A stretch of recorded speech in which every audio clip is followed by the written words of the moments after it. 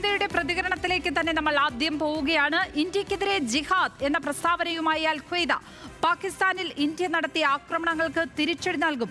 ഇന്ത്യയിലെ ഹിന്ദുത്വ സർക്കാർ മുസ്ലിങ്ങളെ അടിച്ചമർത്തുകയാണെന്നും പ്രസ്താവനയിൽ ആരോപിക്കുന്നു. ഓപ്പറേഷൻ സിന്ദൂർ വിശദീകരിക്കാൻ കേന്ദ്ര സർക്കാർ വിളിച്ച സർവകക്ഷി യോഗം ഉടൻ തുടങ്ങും. പ്രതിരോധ മന്ത്രി രാജ്നാഥ് സിംഗ് നേതൃത്വം നൽകും. അതേസമയം ലാഹോറിൽ സ്ഫോടനം നടന്നതായി റിപ്പോർട്ട്. വാൾട്ടൺ എയർപോർട്ടിന് സമീപം തുടർച്ചയായി 3 സ്ഫോടനങ്ങൾ ഉണ്ടായെന്നാണ് വിവരം. ഇപ്പോൾ വിവരങ്ങളുമായി ഡെസ്കിൽ നിന്നും VS സനോജ് ചേരുകയാണ്. സനോജ്, അൽ ഖ്വയ്ദയുടെ ഭാഗത്തു നിന്ന് പ്രതികരണം ഉണ്ടായിരിക്കുന്നു. ഇന്ത്യ ഇതൊക്കെ പ്രതീക്ഷിച്ചത് തന്നെയാണ്. പാകിസ്ഥാനിൽ നിന്നുള്ള തിരിച്ചടി എന്നതിനപ്പുറം ഭീകരവാദ സംഘടനകളുടെ ഭീഷണി അത് തന്നെയാണ് ഇന്ത്യ ഏറ്റവും കൂടുതൽ കരുതിയിരിക്കുന്നതും ജാഗ്രത പാലിക്കുന്നതുമൊക്കെ അതിൽ തന്നെയാണ്. ഏതായാലും അൽ ഖ്വയ്ദയുടെ ഭാഗത്തു നിന്നുള്ള പ്രസ്താവനയെ എങ്ങനെ വേണം നമ്മൾ വായിച്ചെടുക്കേണ്ടത്? ലക്ഷ്മി, അതായത് ഈ ഭീകരവാദ സംഘടനകൾ ഇത്തരത്തിലുള്ള രാജ്യത്തിൻ്റെ ഓരോ രാജ്യങ്ങളുടെയും അവരുടെ സ്ട്രക്ചറിനെ അല്ലെങ്കിൽ അവിടുത്തെ അഖണ്ഡതയെ, അവിടുത്തെ കരുത്തിനെ, അവരുടെ കൂട്ടായ്മയെ പൊളിക്കുക എന്നുള്ളത് ലോകത്തിലെ എല്ലാ ഭീകരവാദ സംഘടനകളും അതത് രാജ്യങ്ങളിൽ കാലങ്ങളായി ചെയ്തു വരുന്ന ഒരു രീതിയാണ്. ആ രീതിയുടെ തുടർച്ച എന്നുള്ള രീതിയിൽ തന്നെയാണ് ഈ പറയുന്ന തരത്തിൽ ഒരു വളരെ ചെറിയ വിഭാഗത്തിൽപ്പെട്ട ആളുകളെ ഒരു പ്രത്യേക മതത്തിൽ നിന്ന് അടർത്തി മാറ്റിക്കൊണ്ടുള്ള ഇത്തരത്തിലുള്ള ഒരു തീവ്രവാദ പ്രസ്ഥാനത്തെ അൽ ഖ്വയ്ദയാണെങ്കിലും ജെയ്ഷെ മുഹമ്മദ് ആണെങ്കിലും ഹിസ്ബുൾ മുജാഹിദീനാണെങ്കിലും ലഷ്കർ ആണെങ്കിലും ഒക്കെ തന്നെ രൂപപ്പെടുത്തിയെടുത്തത്. അതിൻ്റെ ഒരു പ്രതിഫലനമായിട്ട് അവരുടെ ഒരു പ്രസ്താവന അല്ലെങ്കിൽ ഒരു പ്രതികരണം വരുന്നു എന്നുള്ളത് മാത്രമാണ്. അതേസമയം ലോകത്തെ എല്ലാ കാലത്തും ഇത്തരത്തിലുള്ള പ്രതികരണങ്ങൾ, ഇത്തരത്തിലുള്ള അജിറ്റേഷൻ, ഇത്തരത്തിലുള്ള പ്രകോപനങ്ങളെ സൃഷ്ടിക്കുക എന്നുള്ളത് തീവ്രവാദ സംഘടനകളുടെ ഒരു രീതിയാണ്. കാരണം ആ സമയം എന്ന് പറയുന്നതിലേക്ക് ആ സമയത്ത് നടത്തുന്ന ഒരു പ്രതികരണത്തിന് കൂടുതൽ വ്യാപ്തിയോ കൂടുതൽ ശ്രദ്ധയോ അന്താരാഷ്ട്ര ശ്രദ്ധയോ കൊണ്ടുവരാനുള്ള ശ്രമം നടത്തുക എന്നുള്ളതാണ് അതിൽ ഏറ്റവും പ്രധാനം. ഏതായാലും പാകിസ്ഥാനെ സംബന്ധിച്ചിടത്തോളം പാകിസ്ഥാനിലേക്ക് നടത്തിയിട്ടുള്ള ഒരു പ്രത്യാക്രമണം, ഇന്ത്യയെ സംബന്ധിച്ച് നടത്തിയ പഹൽഗാമിന് ശേഷം നടത്തിയ പ്രത്യാക്രമണം ഇന്ത്യയുടെ ഒരു രാഷ്ട്രീയമായതും ഭരണകൂടം എന്ന നിലയ്ക്കുള്ളതുമായിട്ടുള്ള ഒരു മറുപടി, സൈനികമായിട്ടുള്ള ഒരു മറുപടിക്ക് അവിടുത്തെ ഭീകരവാദ താവളങ്ങളിലേക്ക് കൃത്യമായ ആക്രമണം എത്തിയിരിക്കുന്നു. ആ ആക്രമണത്തിൻ്റെ ഭാഗമായി നടന്ന അതിൻ്റെ ഒരു പ്രതിഫലനമോ അല്ലെങ്കിൽ അതിൻ്റെ ഒരു കൗണ്ടർ റിയാക്ഷനോ ആയിട്ട് തന്നെ നമുക്ക് അൽ ഖ്വയ്ദയുടെ പ്രതികരണം അല്ലെങ്കിൽ ജെയ്ഷയുടെ പ്രതികരണം കാണേണ്ടി വരും. അത് ആ അർത്ഥത്തിൽ തന്നെ ലോകം അതിനെ കണക്കാക്കുകയും ചെയ്യും എന്നെനിക്ക് തോന്നുന്നു. അതിനേക്കാൾ വളരെ പ്രധാനപ്പെട്ട മറ്റ് നിരവധി കാര്യങ്ങൾ ഈ മണിക്കൂറുകളിലൊപ്പം തന്നെ സംഭവിക്കുന്നു. കാരണം ഇന്ത്യ നടത്തിയിട്ടുള്ള സൈനിക നീക്കത്തെ സംബന്ധിച്ച് വിശദീകരിക്കുന്നതിന് വേണ്ടിയിട്ടുള്ള കേന്ദ്ര സർക്കാർ വിളിച്ച സർവകക്ഷി യോഗം ഇപ്പോൾ ആരംഭിച്ചിരിക്കുകയാണ്. അതായത് അത് തുടങ്ങാൻ പോകുന്നു. ഇപ്പോൾ എല്ലാവരും തന്നെ ആ സർവകക്ഷി യോഗത്തിൻ്റെ ഹാളിൽ, പാർലമെൻറ്റിൻ്റെ ലൈബ്രറി മന്ദിരത്തിലെ ആ ഹാളിലേക്ക് എത്തിയിരിക്കുന്നു. അമിത്ഷായുണ്ട്, പ്രതിരോധ മന്ത്രി രാജ്നാഥ് സിംഗ് ഉണ്ട്, കിരൺ റിജിജു ഉണ്ട്, അതുപോലെ JP നഡ്ഡയുണ്ട്, രാഹുൽ ഗാന്ധിയും മല്ലികാർജ്ജുൻ ഖർഗെയും പോലുള്ള നേതാക്കളുണ്ട്. ഏതായാലും നിർമ്മല സീതാരാമനുണ്ട്. ഉൾപ്പെടെ കേന്ദ്രമന്ത്രിസഭയിലെ പ്രധാനപ്പെട്ട എല്ലാ നേതാക്കളും, ഒപ്പം ഇന്ത്യൻ രാഷ്ട്രീയ പ്രസ്ഥാനങ്ങളുടെ, ഇന്ത്യയിലെ എല്ലാ തരത്തിലുള്ള ധാരയിൽപ്പെട്ട പ്രധാനപ്പെട്ട രാഷ്ട്രീയ പാർട്ടികളുടെ അല്ലെങ്കിൽ പാർലമെൻറ്റിനെ അല്ലെങ്കിൽ സംസ്ഥാനങ്ങളെ അഭിമുഖീകരിക്കുന്ന അല്ലെങ്കിൽ പ്രതിനിധീകരിക്കുന്ന എല്ലാ പ്രധാനപ്പെട്ട രാഷ്ട്രീയ പാർട്ടികളുടെയും നേതാക്കളെ സർവകക്ഷി യോഗത്തിലേക്ക് വിളിച്ചിട്ടുണ്ട്. അവരെല്ലാം തന്നെ ആ യോഗത്തിൽ പങ്കെടുത്തുകൊണ്ടിരിക്കുന്നു. പ്രധാനമായി ഇന്ത്യ ഈ ദിവസങ്ങളിൽ പഹൽഗാമിന് ശേഷം നടത്തിയിട്ടുള്ള ഇന്ത്യയുടെ തയ്യാറെടുപ്പുകൾ എന്തായിരുന്നു, ഇന്ത്യ ഏതൊക്കെ തരത്തിലുള്ള നടപടിക്രമങ്ങളിലേക്ക് പോയി, എന്താണ് ഓപ്പറേഷൻ സിന്ദൂറിൻ്റെ ഭാഗമായി ഇന്ത്യ ചെയ്ത രീതി, ഇതുമായി ബന്ധപ്പെട്ട എല്ലാ കാര്യങ്ങളും കൃത്യമായി ഈ രാജ്യത്തെ മൊത്തത്തിൽ, ഈ രാജ്യത്തെ ഏറ്റവും പ്രധാനപ്പെട്ട രാഷ്ട്രീയ പാർട്ടികൾ എന്ന് പറഞ്ഞാൽ ഈ രാജ്യത്തെ പ്രധാനപ്പെട്ട ഈ ജനവിഭാഗത്തെ എല്ലാം തന്നെ പ്രതിനിധീകരിക്കുന്ന പാർട്ടികളും കൂടിയാണ്. അതുകൊണ്ട് തന്നെ വളരെ പ്രസക്തമായ, വളരെ നിർണായകമായ ഒരു യോഗം, ഒപ്പം ഇന്ത്യയുടെ ഒരു കൂട്ടായ്മയുടെ അല്ലെങ്കിൽ ഇന്ത്യ ഈ കാര്യത്തിലെല്ലാം ഭീകരവാദത്തിനെതിരായിട്ടുള്ള പോരാട്ടത്തിൽ ഒറ്റക്കെട്ടാണ് എന്ന് ബോധ്യപ്പെടുത്തുന്ന, തെളിയിക്കുന്ന ഒരു കാര്യം കൂടിയാണ്. അതിൻ്റെ ഭാഗമായി ഈ പറയുന്ന ഓപ്പറേഷൻ സിന്ദൂറിൻ്റെ ഭാഗമായി പാകിസ്ഥാനിലെ ഭീകരവാദ കേന്ദ്രങ്ങളിലേക്ക് നടത്തിയ ആക്രമണത്തിനെ കുറിച്ച് എല്ലാ തരത്തിലും എല്ലാ സംസ്ഥാനങ്ങളും എല്ലാ രാഷ്ട്രീയ പാർട്ടി നേതാക്കളും എല്ലാം തന്നെ ഒറ്റ സ്വരത്തിലാണ് പറഞ്ഞത്. ഇന്ത്യയുടെ പൂർണ്ണമായ ഇന്ത്യൻ സൈനിക നീക്കത്തെ പിന്തുണയ്ക്കുകയാണ് ചെയ്തത്. ഈ പശ്ചാത്തലത്തിൽ ഇന്ന് ഈ സർവകക്ഷി യോഗത്തിൽ ഇക്കാര്യങ്ങൾ കേന്ദ്രമന്ത്രിസഭ അതിൻ്റെ അമിത്ഷായും അതുപോലെ തന്നെ രാജ്നാഥ് സിംഗും ഇക്കാര്യങ്ങൾ വിശദീകരിക്കും. ഏതായാലും പ്രധാനമന്ത്രി നരേന്ദ്രമോദി ഇതിൽ പങ്കെടുക്കുന്നില്ല. പൊതുവെ സർവകക്ഷി യോഗങ്ങളിൽ നരേന്ദ്രമോദി വരാറില്ല. ഏതായാലും ഇപ്പോൾ ഒരു അസാധാരണ സാഹചര്യത്തിൽ നരേന്ദ്രമോദി പങ്കെടുക്കുമെന്ന് കരുതിയിരുന്നെങ്കിലും പങ്കെടുക്കുന്നില്ല. ഏതായാലും ആ യോഗം ഇപ്പോൾ തുടർന്നുകൊണ്ടിരിക്കുകയാണ്. പ്രധാനമന്ത്രി പങ്കെടുക്കുന്നില്ലെങ്കിൽ തന്നെയും പ്രധാനപ്പെട്ട ആഭ്യന്തര വകുപ്പ് മന്ത്രിയും പ്രതിരോധ മന്ത്രിയും അടക്കം യോഗത്തിലുണ്ട്. രാഹുൽ ഗാന്ധി ഉൾപ്പെടെ മല്ലികാർജ്ജുൻ ഖർഗെ അടക്കമുള്ള നേതാക്കളെല്ലാം തന്നെയുണ്ട്. ഈ കാര്യങ്ങൾ ഇപ്പോൾ ഈ വരുന്ന മിനിറ്റുകളിൽ, ഈ വരുന്ന ഒരു മണിക്കൂറിനുള്ളിൽ ചർച്ച ചെയ്യും. ഇതാണ് ഡൽഹിയിൽ നിന്നുള്ളൊരു പ്രധാന കാര്യം. മറ്റൊന്ന് ഇറാൻ്റെ വിദേശകാര്യ മന്ത്രിയായിട്ടുള്ള ഡോക്ടർ സയ്യിദ് അബ്ബാസ് അരാച്ചിയുടെ ഇന്ത്യ സന്ദർശനമാണ്. അതായത് ഇന്ത്യയും ഇറാനും തമ്മിലുള്ള ഉഭയകക്ഷി ബന്ധത്തിൻ്റെ 75ാം വാർഷികമാണ്. അതിൻ്റെ ഭാഗമായിട്ടാണ് ഇവിടെ അരാച്ചി എത്തിയിട്ടുള്ളത്. അത് ഇന്ന് പുലർച്ചെ ഡൽഹിയിലെത്തി. അതിനുശേഷം ഇനി നിരവധി കൂടിക്കാഴ്ചകളുണ്ട്. ഒന്ന് പ്രധാനമായിട്ട് വിദേശകാര്യമന്ത്രിയുമായിട്ടുള്ള എസ് ജയശങ്കറുമായിട്ടുള്ള കൂടിക്കാഴ്ചയാണ്. ഒപ്പം തന്നെ ഒരു ജോയിൻറ്റ് കമ്മീഷൻ മീറ്റിങ്ങിൽ, അതായത് ഈ പറഞ്ഞ ഇറാൻ ഇന്ത്യ ബന്ധത്തിൻ്റെ, നയതന്ത്ര ബന്ധത്തിൻ്റെ 75ാം വാർഷികത്തിൻ്റെ ഭാഗമായുള്ള ഒരു ബയലാറ്ററൽ മീറ്റിങ്ങിൽ പങ്കെടുക്കും. ഒപ്പം ദ്രൗപദി മുർമുവിനെ, രാഷ്ട്രപതിയെ കൂടെ സൗഹൃദ സന്ദർശനം നടത്തിയതിന് ശേഷം 2 ദിവസത്തെ സന്ദർശനം കഴിഞ്ഞാണ് ഇറാൻ്റെ വിദേശകാര്യമന്ത്രി മടങ്ങുക.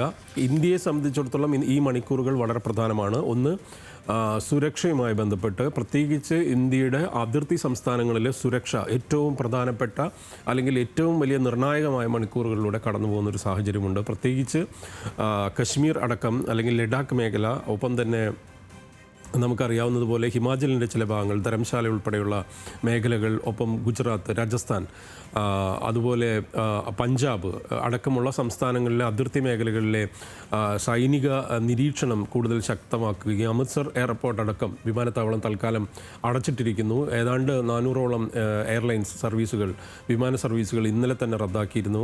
കൂടുതൽ സർവീസുകൾ ഇന്നും റദ്ദാക്കിയിട്ടുണ്ട്. പാക് അതിർത്തിയുമായി ബന്ധപ്പെട്ട് പ്രവർത്തിക്കുന്ന, അല്ലെങ്കിൽ ആ വ്യോമ മേഖലയിലുള്ള, ആ റഡാർ മേഖലയിലുള്ള എല്ലാ വ്യോമഗതാഗതങ്ങളും പല രാജ്യങ്ങളും നിർത്തിവെച്ചിരുന്നു ഇന്നലെ. ഇന്ത്യയും ആ രീതിയിൽ തന്നെയാണ് മുന്നോട്ട് പോകുന്നത്. ഏതായാലും 12ഓളം, അതായത് അതിർത്തി സംസ്ഥാനങ്ങളിലെ 12ഓളം ജില്ലകളിലെ സ്കൂളുകൾക്ക് ഇന്ത്യ അതായത് സംസ്ഥാനങ്ങൾ അവധി നൽകിയിട്ടുണ്ട്. നമുക്കറിയാവുന്നതുപോലെ രാജസ്ഥാനിൽ ബിക്കാനീർ മേഖലയിൽ ഉൾപ്പെടെ ജോധ്പൂരിൻ്റെ ചില മേഖലകളെല്ലാം താർ മരുഭൂമിയുടെ അപ്പുറം എന്ന് പറയുന്ന അത് പാകിസ്ഥാൻ്റെ അതിർത്തിയാണ്. അതുപോലെ ഗുജറാത്തിൽ കച്ച് മേഖല എന്ന് പറയുന്നത് പാക് സമുദ്ര അതിർത്തിയാണ്. ഭുജ് വിമാനത്താവളം ഉൾപ്പെടെയുള്ള അതിന് സുരക്ഷാ ക്രമീകരണങ്ങൾ ആ വിമാനത്താവളം അടച്ചിട്ടുണ്ടായിരുന്നു. അതുപോലെ പഞ്ചാബ്, അമൃത്സർ എയർപോർട്ട് അടച്ചു. കാരണം പഞ്ചാബിൻ്റെ മേഖല നമുക്കറിയാം, നേരത്തെ അവിടെ ഭീകരാക്രമണ സാധ്യതകളുണ്ടായ മേഖലകളാണ്. ഹിമാചലിൽ തന്നെ ഇതുപോലെ സമാനമായ ധരംശാല അടക്കമുള്ള മേഖലകളിലും നമ്മൾ അതിർത്തി പങ്കിടുന്ന പ്രദേശമാണ് ഇന്ത്യയെ സംബന്ധിച്ചിടത്തോളം. അപ്പോൾ ഈ മേഖലകളിലെല്ലാം ശക്തമായ കർശന നിരീക്ഷണങ്ങൾ നടക്കുന്നു. ഇന്നലെ രാത്രി ഉൾപ്പെടെ അതിർത്തിയിൽ കശ്മീരിലെ ഗ്രാമമേഖലയിലേക്ക് ഷെല്ലാക്രമണവും ഒപ്പം തന്നെ വെടിവെപ്പും ഉണ്ടായിരുന്നു. അത് ഇന്ത്യൻ സൈന്യം ചെറുത്ത് വാർത്തകളും പുറത്തു വന്നിട്ടുണ്ട്. ഇതാണ് ഇന്ത്യയിൽ ഇപ്പോൾ നടന്നുകൊണ്ടിരിക്കുന്ന അപ്ഡേറ്റുകളെല്ലാം തന്നെ. അതേസമയം അതിനിടെ UN ജനറൽ അസംബ്ലി പ്രസിഡന്റിന്റെ പ്രതികരണം കൂടി എത്തിയിട്ടുണ്ട്. സനോജ്, ഇന്ത്യ പാകിസ്ഥാൻ സംഘർഷത്തിൽ ആശങ്ക അറിയിച്ചുള്ള പ്രതികരണമാണ് വന്നിരിക്കുന്നത്. അതെ, UN സെക്രട്ടറി ജനറലിൻ്റെ പ്രതികരണം വന്നിരുന്നു. അത് UN ഇന്നലെ ഔദ്യോഗികമായി ഇക്കാര്യത്തിൽ പ്രതികരണം നടത്തിയിരുന്നു. ആ പ്രതികരണത്തിൽ തന്നെ പറയുന്നുണ്ട്, അതായത് ഈ ഇന്ത്യ പാക് സംഘർഷത്തിൽ ആശങ്ക ജനിപ്പിക്കുന്ന സാഹചര്യം നിലനിൽക്കുന്നു. ഇതിൽ സംയമനം പാലിക്കണം. ഇക്കാര്യത്തിൽ പരിഹരിക്കുന്ന തരത്തിലേക്ക് കാര്യങ്ങൾ മുന്നോട്ട് പോകണമെന്ന് UN കഴിഞ്ഞ മണിക്കൂറുകളിൽ പറഞ്ഞിട്ടുണ്ട്. ആ കാര്യത്തിൽ അതിൻ്റെ തുടർച്ചയാണ് ഇപ്പോൾ സംഭവിച്ചിരിക്കുന്നത്. മറ്റൊന്ന്, ഡൊണാൾഡ് ട്രംപിൻ്റെ US പ്രസിഡന്റിൻ്റെ പ്രതികരണം കഴിഞ്ഞ മണിക്കൂറുകളിൽ വന്നതും ഈ വിഷയത്തിൽ ഏതെങ്കിലും തരത്തിലുള്ള ഇടപെടലിന് അമേരിക്കക്ക് സാധ്യമാകുന്ന തരത്തിലേക്കുള്ള ഇടപെടലിലേക്ക് പോകാം എന്ന് ഉള്ള ഒരു അഷുറൻസ് ട്രംപ് നൽകുന്നു. അത് പല രാജ്യങ്ങളും ഈ കാര്യത്തിൽ അത്തരത്തിലുള്ള നിലപാടുകൾ മുന്നോട്ട് വെച്ചിട്ടുണ്ട്. കാരണം ബ്രിട്ടനും ഫ്രാൻസും അടക്കം, UAE അടക്കം, ഖത്തർ അടക്കമുള്ള രാജ്യങ്ങൾ, ഇറാൻ എല്ലാം തന്നെ ഈ കാര്യത്തിൽ ഒരു നിലപാട് പ്രഖ്യാപിച്ചിരുന്നു. ഇന്നലെ ചൈനയും ഇരു രാജ്യങ്ങളെയും കൂട്ടിച്ചേർത്തുകൊണ്ടാണ് പറഞ്ഞത്, പാകിസ്ഥാനുമായി വലിയ വാണിജ്യ ബന്ധമുള്ള രാജ്യമാണ്, പക്ഷേ ഈ തരത്തിൽ ഒരു ബയലാറ്ററൽ, അതിനിടയിൽ ഒരു ഇൻ്റർലോക്യൂട്ടറായിട്ട്, അതായത് ഒരു ഇടനിലക്കാരനായി ഈ വിഷയത്തിൽ ഇടപെടുന്നതിൽ കൺസ്ട്രക്റ്റീവായ റോൾ ഞങ്ങൾ വരാൻ തയ്യാറാണ് എന്ന് ചൈന പറയുന്നു. അതേസമയം ഇന്ന് പാകിസ്ഥാനിൽ ഇതുമായി ബന്ധപ്പെട്ട് വലിയ പ്രതിസന്ധികൾ അരങ്ങേറുകയാണ്. കാരണം പാകിസ്ഥാനിൽ തന്നെയുള്ള വിഘടനവാദ പ്രസ്ഥാനങ്ങളുടെ ഒരു ഭാഗമായുള്ള സ്ഫോടനങ്ങൾ അവിടെ നടക്കുന്നു. ലാഹോർ വിമാനത്താവളത്തിൽ ഉഗ്രശബ്ദം കേട്ടതായും പുകയുയർന്നതായും പ്രദേശവാസികൾ പറഞ്ഞതായി പാക് മാധ്യമങ്ങൾ തന്നെ റിപ്പോർട്ട് ചെയ്യുന്നു. ബലോച്ച് മേഖലയിലെ ബലോച്ച് ലിബറേഷൻ ആർമി പാക് സൈനിക വാഹനത്തിന് നേരെ സ്ഫോടനം നടത്തിയിരിക്കുന്ന സാഹചര്യം ഉണ്ടായിരിക്കുന്നു. ഒപ്പം തന്നെ ഈ ഇന്ത്യ പഹൽഗാമിൽ നടന്ന ആക്രമണത്തെ സംബന്ധിച്ച് ലോകത്തോട് വിശദീകരിക്കാൻ പാകിസ്ഥാന് സാധിച്ചിരുന്നില്ല, അല്ലെങ്കിൽ അതിൻ്റെ യഥാർത്ഥത്തിൽ പാകിസ്ഥാൻ്റെ നിലപാട് പോലും കൃത്യമായി പ്രഖ്യാപിക്കാൻ സാധിക്കാത്തൊരു സാഹചര്യം ഉണ്ടായിരുന്നു. ഇപ്പോൾ ഓപ്പറേഷൻ സിന്ദൂറിനെ തുടർന്നും ആ തരത്തിലുള്ള വളരെ പല, അതായത് വിദേശകാര്യമന്ത്രി പറയുന്നതും പ്രതിരോധ മന്ത്രി പറയുന്നതും ഇൻഫർമേഷൻ മിനിസ്റ്റർ പറയുന്നതുമായിട്ടുള്ള കാര്യങ്ങളിലെല്ലാം തന്നെ വലിയ തരത്തിലുള്ള വൈരുദ്ധ്യങ്ങൾ വരുന്നതായിട്ട് ലോകമാധ്യമങ്ങൾ ഉൾപ്പെടെ റിപ്പോർട്ട് ചെയ്യുന്നു. ഈ ഒരു പശ്ചാത്തലത്തിൽ കൂടിയാണ് ഈ മണിക്കൂറുകൾ കടന്നു പോകുന്നത് എന്ന് പറയേണ്ടി വരും. ലക്ഷ്മി, സനോജ്, പ്രധാനമായും ഇന്ത്യ പാകിസ്ഥാനിൽ നിന്നുള്ള ഒരു തിരിച്ചടി കരുതിയിരിക്കുന്നതിനും അപ്പുറം കരുതിയിരിക്കുന്നത് അവിടെ നിന്നുള്ള ഭീകര സംഘടനകളുടെ ഭാഗത്തു നിന്നുള്ള പ്രതികരണങ്ങൾ തന്നെയാണ്. ഇന്ത്യ കൂടുതലായി ജാഗ്രത പാലിക്കുന്നതും കരുതിയിരിക്കുന്നതും അങ്ങനെ തന്നെയാണ്. ഇന്ത്യയോട് നേരിട്ട് അങ്ങനെ തിരിച്ചടിച്ച് നിൽക്കുവാനുള്ള ഒരു ശേഷി പാകിസ്ഥാൻ സൈന്യത്തിന് ആ അർത്ഥത്തിൽ ഇല്ല എന്ന് നമുക്കറിയാം. അത്തരത്തിൽ പാകിസ്ഥാൻ മുതിരുകയില്ല എന്നുള്ളതാണ് നമ്മളുടെ എല്ലാം വിശ്വാസം. അങ്ങനെ തന്നെയാണ്. പക്ഷേ ഭീകരവാദ സംഘടനകളുടെ ഭാഗത്ത് നിന്ന് എന്തെങ്കിലും പ്രകോപനപരമായ നീക്കമുണ്ടാകുമോ എന്ന് രാജ്യം ആകമൊത്തം ആ ഒരു ജാഗ്രതയുണ്ട്. അത്തരത്തിലുള്ള മുൻകരുതലുകൾ, ജാഗ്രത എന്തൊക്കെയാണ് ഇന്ത്യ പാലിച്ചിരിക്കുന്നത് പ്രധാനമായും ഇന്ത്യൻ നഗരങ്ങളിലൊക്കെ? അതെ, തീർച്ചയായിട്ടും ആ സാധ്യതകളെ തന്നെയാണ് ഇന്ത്യ അവലോകനം ചെയ്യുന്നത്. അതിൻ്റെ ഭാഗം തന്നെയായിട്ടുള്ള മോണിറ്ററിംഗ് മീറ്റിങ്ങുകൾ, അതായത് സൈനികാസ്ഥാനത്ത്, അതായത് പ്രത്യേകിച്ച് ഇപ്പോൾ അജിത് ഡോവൽ അതുമായി ബന്ധപ്പെട്ട്, അതായത് സുരക്ഷയുമായി ബന്ധപ്പെട്ട് പ്രത്യേക യോഗങ്ങൾ അല്ലെങ്കിൽ പ്രത്യേക കൂടിക്കാഴ്ചകൾ, ആശയവിനിമയങ്ങൾ നടത്തുന്നു. ഒപ്പം തന്നെ രാജ്നാഥ് സിംഗുമായിട്ടും അമിത്ഷായുമായിട്ടും ഇത് സംബന്ധിച്ച് അജിത് ഡോവൽ സംസാരിച്ചിരുന്നു. ഇന്ന് രാവിലെ അതുമായി ബന്ധപ്പെട്ട ചില കൂടിയാലോചനകൾ ദേശീയ അന്വേഷണ ഏജൻസിയുടെ നേതൃത്വത്തിൽ നടത്തുന്നു. ഒപ്പം തന്നെ അതിർത്തിയിലെ, ഞാൻ നേരത്തെ പറഞ്ഞ പോലെ അതിർത്തിയിലെ സുരക്ഷ കൂടുതൽ കർശനമാക്കുന്ന തരത്തിലേക്ക് മാറി. മറ്റൊന്ന്, പോർട്ടുമായി ബന്ധപ്പെട്ട് തുറമുഖ മേഖലയിൽ, അതായത് സമുദ്രാതിർത്തി, പാകിസ്ഥാനുമായി സമുദ്രാതിർത്തി പങ്കിടുന്ന മേഖലകൾ, പ്രത്യേകിച്ച് ഗുജറാത്ത് അടക്കമുള്ള മേഖലകളിൽ, ഒപ്പം തന്നെ രാജസ്ഥാൻ്റെ മേഖലകളിലെല്ലാം തന്നെ കൂടുതൽ സുരക്ഷ ഏർപ്പെടുത്തുന്ന ഒരു സാഹചര്യമുണ്ട്. അതുകൊണ്ടാണ് അമൃത്സർ എയർപോർട്ട് അടച്ചതും ഒപ്പം ധരംശാല അടക്കമുള്ള വിമാനത്താവളങ്ങൾ, അല്ലെങ്കിൽ ധരംശാലയിൽ എയർ സ്ട്രിപ്പ് ഉണ്ട്. ഒപ്പം തന്നെ അതൊരു അത്തരത്തിലുള്ള മേഖലകളാണ്, അതായത് കുറച്ച് ഹെക്റ്റിക്കായ പ്രദേശങ്ങളാണ്. അപ്പോൾ ആ ഭാഗങ്ങളിൽ ഇത്തരത്തിലുള്ള ഏതെങ്കിലും തരം ആക്രമണ സാധ്യതയെക്കുറിച്ച് ഇന്ത്യ വിലയിരുത്തുന്നുണ്ട്. ഇന്ന് ധരംശാലയിൽ IPL ക്രിക്കറ്റ് ഉണ്ട്.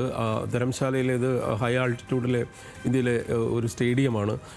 അവിടെയും കനത്ത സുരക്ഷാ ക്രമീകരണങ്ങൾ ഒരുക്കിയിരിക്കുന്നു. ഒപ്പം കശ്മീരിലെ ചില മേഖലകളിൽ നിന്ന് സാധാരണ ആളുകളെ അവിടെ നിന്ന് മാറ്റിയിട്ടുണ്ട്. കാരണം ഷെല്ലാക്രമണം കഴിഞ്ഞ 2 ദിവസമായി ഷെല്ലാക്രമണവും നടക്കുന്ന ഒരു സാഹചര്യം പാകിസ്ഥാനിൽ നിന്നുണ്ടാകുന്ന റിപ്പോർട്ടുകളുടെയും, അല്ലെങ്കിൽ അത് സൈനികരുടെ തിരിച്ചടിയും ഒക്കെ നടക്കുന്ന ഒരു മണിക്കൂറുകളായതുകൊണ്ട് തന്നെ ചില മേഖലകളിൽ നിന്ന് ആളുകളെ സൈന്യത്തിൻ്റെ നിയന്ത്രണത്തിലുള്ള ക്യാമ്പുകളിലേക്ക് മാറ്റിയിട്ടുണ്ട്. ഈ പറഞ്ഞ രാജസ്ഥാൻ ഉൾപ്പെടെ പഞ്ചാബ്, രാജസ്ഥാൻ അടക്കം ഉള്ള, കശ്മീർ അടക്കമുള്ള സംസ്ഥാനങ്ങളിലെ, അതിർത്തി പങ്കിടുന്ന സംസ്ഥാനങ്ങളിലെ മേഖലകളിലെ 12ഓളം ജില്ലകളിലെ സ്കൂളുകൾക്ക് അവധി നൽകിയതും ഇത്തരത്തിലുള്ള സുരക്ഷാ ക്രമീകരണങ്ങളുടെ ഭാഗമായിട്ടാണ്.